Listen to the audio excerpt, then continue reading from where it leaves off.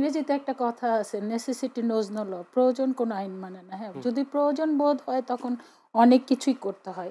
তবে এখন পর্যন্ত বিএনপির মাঠে নামার কোনো ইচ্ছে নাই, কারণ বিএনপি সবসময় মনে করে এবং ডে ওয়ান থেকে যেটা বলেছে যে অন্তর্বর্তীকালীন সরকারটি হচ্ছে আমাদের সরকার, এই সরকারকে সফল করার দায়িত্ব মানে আমাদের মানে স্বৈরাচার, বিশেষ করে এই মাফিয়া বিরোধী, ফ্যাসিস্ট বিরোধী যারা যে সমস্ত দলগুলা ছিল আমাদের প্রত্যেকের।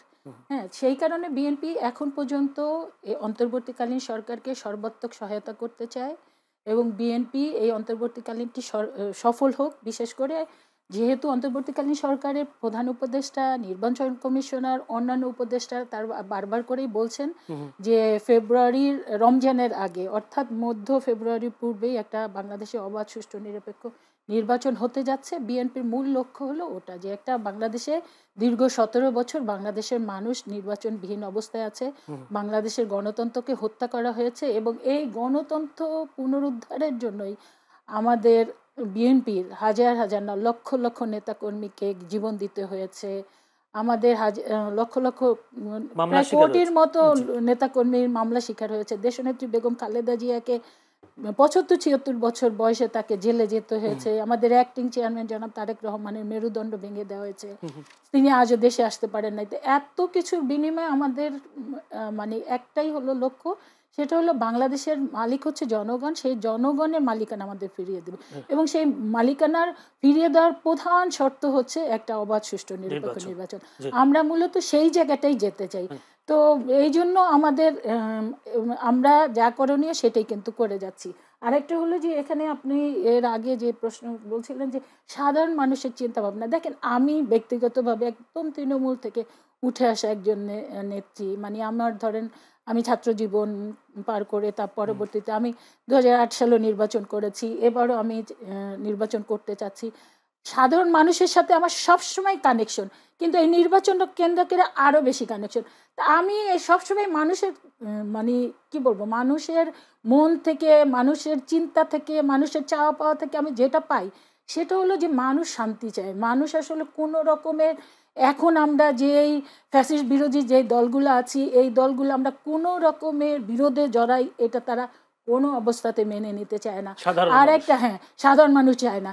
আর দেখেন বিভিন্ন কনস্টিটিউয়েন্সিতে গেলে তারা কি চায়, তারা একজন ভালো নেতা চায়, যে যাকে তারা ভোট দিবে, যে তাদেরকে প্রোটেকশন দিবে, যে তাদেরকে কোনো রকমের ঝামেলায় ফেলবে না, যা তাকে হ্যাস্ত করবে না, তাকে মামলা দিয়ে ঝামেলা করবে না, সে একটা দুঃখের কথা গিয়ে তার কাছে বলতে পারবে এবং সেটা শুনে তার সমস্যার সাথে সমাধান করবে। এইটা হলো সাধারণ মানুষের চাওয়া পাওয়া। তারপরে ধরেন তরুণরা কি চায়, তারা মানে শিক্ষা গ্রহণ করে তারা একটা ভালো জব চায়, এবং আপনি যারা ভালো শিক্ষা নিতে পারে নাই তারা কি চায়, তারা তাদের ওই অবস্থায় তারা একটা কর্মসংস্থানের ব্যবস্থা চায়। এই হলো সাধারণ মানুষের চিন্তা ভাবনা। অর্থাৎ তাদের কথা হলো তারা শান্তি চায়, তারা শান্তিতে বাঁচতে চায়, যেখানে কোনো ঝামেলা হবে না, যেখানেই হবে না, তাদের পরিশ্রমের দ্বারা তারা অর্থ উপার্জন করবে, তাদের সুন্দরভাবে সংসার পরিচালনা হবে।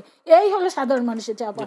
সেখানে যদি কোনো দল বিরোধ সৃষ্টি করতে চায়, আমার মনে হয় তাদেরকে এই জাতি প্রত্যাখ্যান করবে।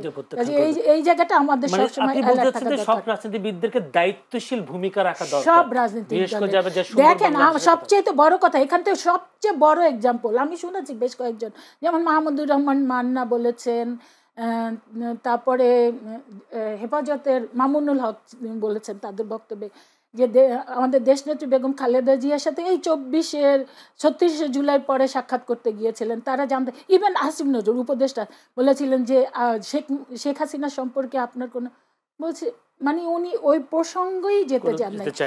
এত উদারতা, এত নির্যাতনের পরেন, এত বড় নেত্রী এত নির্যাতন সহ্য করার পরে একটা শব্দ উচ্চারণ করেন নাই। এই জায়গা থেকেই তো আমরা আমাদের অ্যাক্টিং চেয়ারম্যান জনাব তারেক রহমানের দেখেন তার প্রত্যেকটা বক্তব্য, চেয়ারপারসনের কাছ থেকে তার প্রত্যেকটা বক্তব্য দেখেন, তাকে কিন্তু চরম নির্যাতন করা হয়েছিল, একদম মৃত্যুর মুখোমুখি।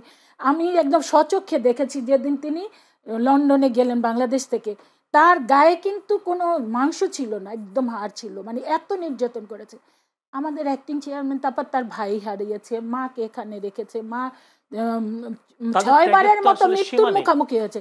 তারপরে তো একটা একটা শব্দ তারা কিন্তু বেফাস কখনো উচ্চারণ করে নাই। তো এর থেকে এই জাতি এদের কাছ থেকে তো অনেক কিছু শিখতে শিকার আছে। হবে। ধন্যবাদ।